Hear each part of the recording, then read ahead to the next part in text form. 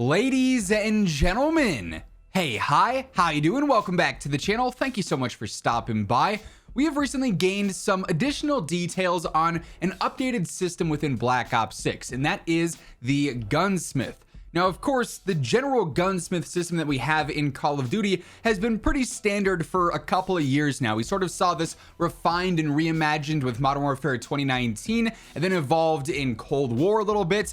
Vanguard took it to a sort of new extreme with 10 attachments available, and then it sort of got put back towards the more original layout within Modern Warfare 2 and Modern Warfare 3 this year. But with the Black Ops 6 Gunsmith, we are going to see some returning features that we've had in the past several years.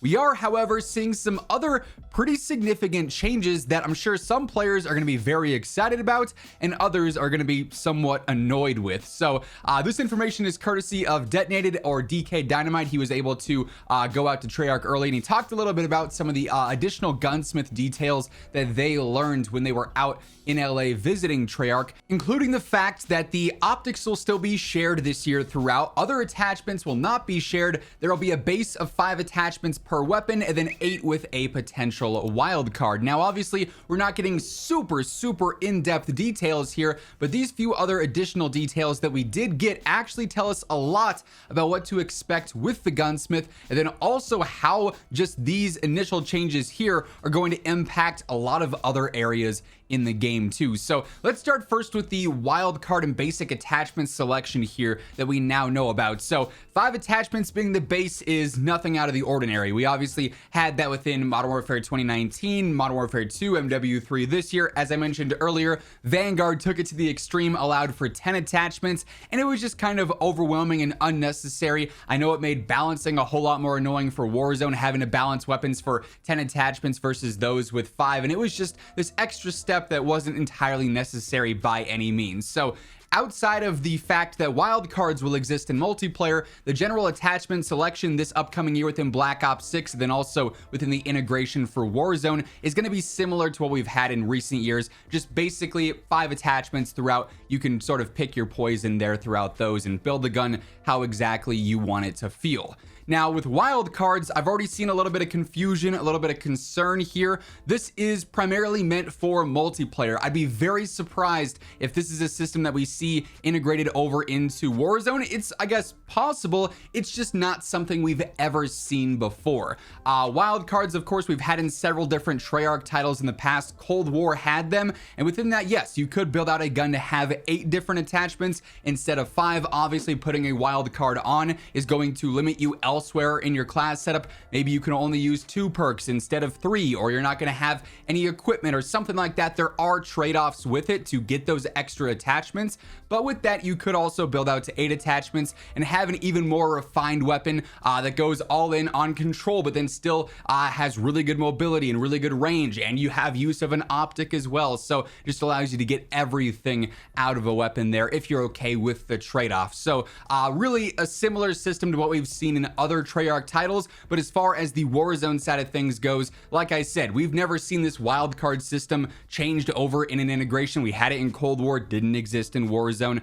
10 attachments is really the only thing that we've ever seen within Vanguard translate like that. So I would not expect to see wildcards in Warzone. It's not entirely ruled out, but I imagine they keep things a bit more simplistic there. Now, focusing more on attachments, this is the really important part of this general conversation, and the new details that we get here actually give us much greater insight than you might initially think. And as we are diving into the remainder of this conversation, quick reminder, if you are new to the channel or maybe you have not subscribed yet, let's change that. We are on the road to 1 million subs, and of course, every single day I got you covered with all the need to know info for Call of Duty, whether it's MW3, Warzone, or of course now plenty of Black Ops 6 information that's surfacing every single week.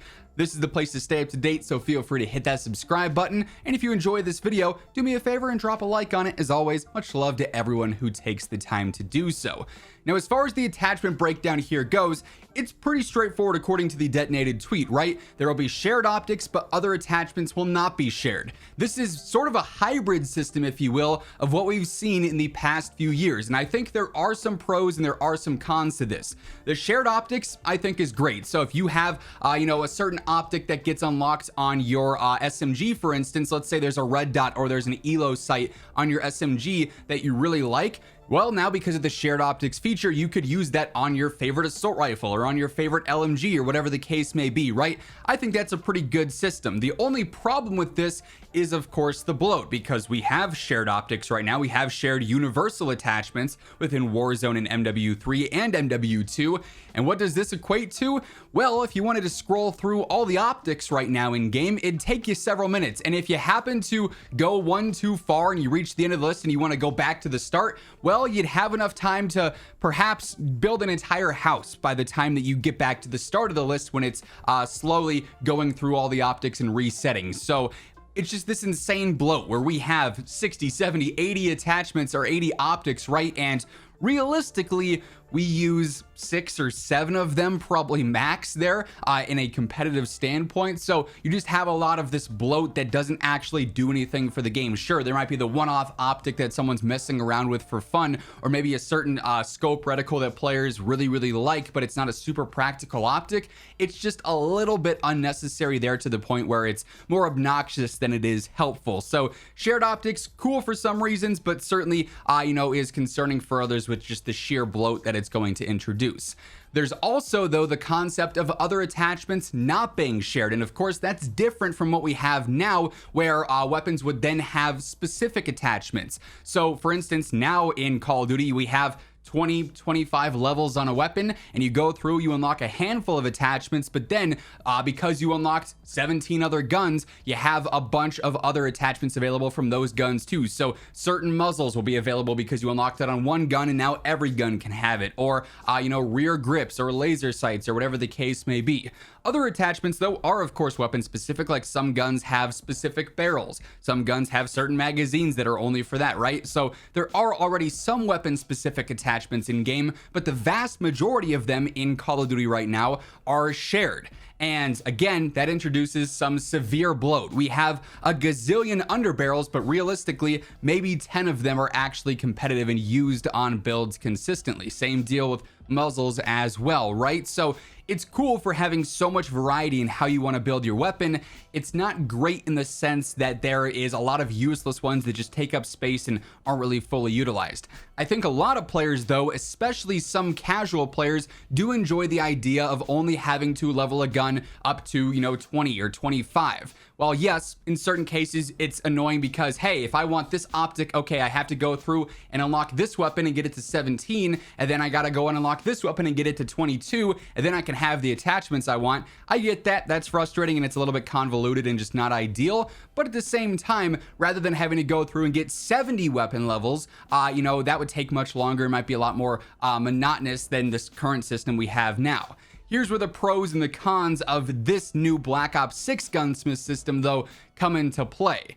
Yeah, you're not necessarily going to have 90 billion attachments because weapons are going to have their own specific arsenal. Say you're leveling up assault rifle number 1, you get it to whatever level it is, and you're going to have all the attachments for that gun. So it'll have its own specific muzzles and its own specific barrels and own specific rear grips, and then it'll have shared, optics, of course, with all the other guns in the game. That's great. It's just going to be a little bit more unique per weapon, which is nice to see. We're not going to have instances now where you build out an SMG and 3 out of 5 attachments are the exact same every single time. You're always using Zem 35 compensator and a DR6 hand stop and this stock, right? It will add a more unique feel to pretty much every weapon in the game. At the same time, though, this is a system that already, I think, is going to have its flaws.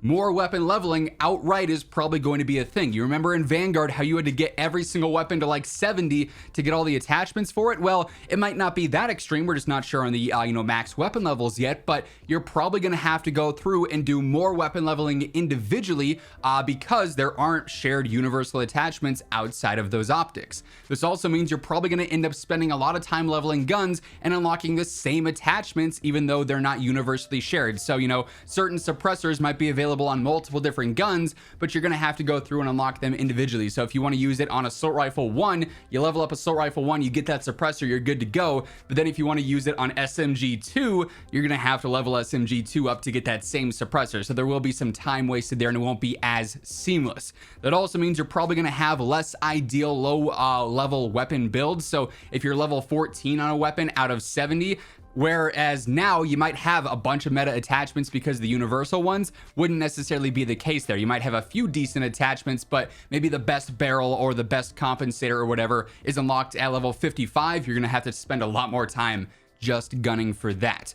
And then also we factor in the prospect of prestiging. That traditional prestige system is returning in Black Ops 6, and this means that if you are interested in prestiging and going up through and trying to get prestige master, every time you do prestige, all your weapons lock again. You're going to have to go through and restart progress there. That's going to limit your ability to have certain potential meta weapons available at the time they become meta, and of course might limit you some in unlocking those universal optics that you want to use, or going through and having other builds ready when you're trying to use any specific guns. So this hybrid system for the gunsmith that we're getting with Black Ops 6, while it is unique in some ways but also familiar in others, certainly has, I think, some standout pros but also some definite standout cons as well. We'd love to see your guys' thoughts and opinions on this down in the comments below, though. That all being said, that is going to wrap things up. If you enjoyed the video, a like rating is always much appreciated, and if you're new here, be sure to hit that subscribe button on your way out so you can guarantee you're always up to date with everything going on in Call of Duty.